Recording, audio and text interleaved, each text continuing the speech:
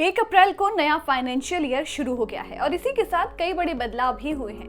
वहीं केंद्र सरकार के कर्मचारियों के लिए ये दिन खुशियां लेकर आया है क्योंकि 1 अप्रैल से यूनिफाइड पेंशन स्कीम लागू हो गई है। पहले नेशनल पेंशन स्कीम यानी कि एनपीएस के तहत जिनको पेंशन का लाभ मिलता था वो कर्मचारी लगातार इसे वापस से लागू करने की मांग कर रहे थे और उन लोगों की मांग को ही ध्यान में रखते हुए यूनिफाइड पेंशन स्कीम यानी कि यूपीएस को लागू किया गया है। तो जो कर्मचारी एनपीएस में रजिस्टर्ड थे उनके लिए अब यूपीएस लागू होगा। सरकार ने कर्मचारियों को ऑप्शन दिया है कि एनपीएस या यूपीएस में से किसी एक को चुन सकते हैं। ऐसे में कौन सी स्कीम के क्या फायदे हैं और ये दोनों एक दूसरे से कितनी अलग हैं, इस बारे में जानते हैं। यूपीएस और एनपीएस दोनों में फर्क है। दोनों के बीच अंतर की अगर बात करें तो एनपीएस में गारंटीड पेंशन नहीं होती जबकि यूपीएस में गारंटीड पेंशन दी जाने वाली है।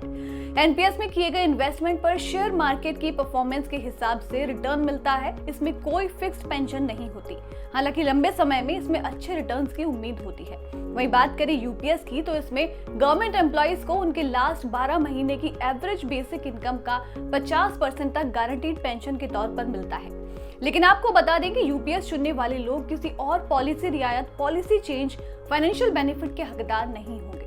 वहीं यूनिफाइड पेंशन स्कीम का फायदा सभी गवर्नमेंट एम्प्लॉइज को नहीं मिलने वाला है, बल्कि इसके भी टर्म्स एंड कंडीशंस हैं।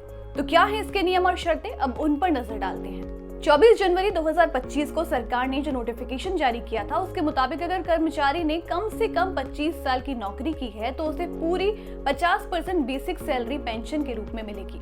अगर कर्मचारी की मौत हो जाती है तो उसके परिवार को भी एक निश्चित पेंशन मिलती रहेगी जो उस पेंशन का 60% होगा। लेकिन अगर 25 साल की नौकरी पूरी नहीं की गई है तो फिर उसको जितने साल उसने नौकरी की है उसके हिसाब से कैलकुलेट कर पेंशन दी जाएगी। वहीं सरकारी नौकरी में 10 साल या उससे ज्यादा टाइम तक सेवा दी गई है ऐसे कर्मचारियों को 10,000 रुपए पेंशन के रूप में दिए जाएंगे। वहीं अब बात करते हैं यूपीएस के तहत गारंटीड पेंशन की। उसे पाने के लिए कौन सी शर्तें पूरी करनी होगी वो आपको बताते हैं। तो उसी सूरत में गारंटीड पेंशन दी जाएगी जब कर्मचारी ने कम से कम 10 सालों की सरकारी नौकरी पूरी की हो और उसके बाद ही रिटायरमेंट लिया हो।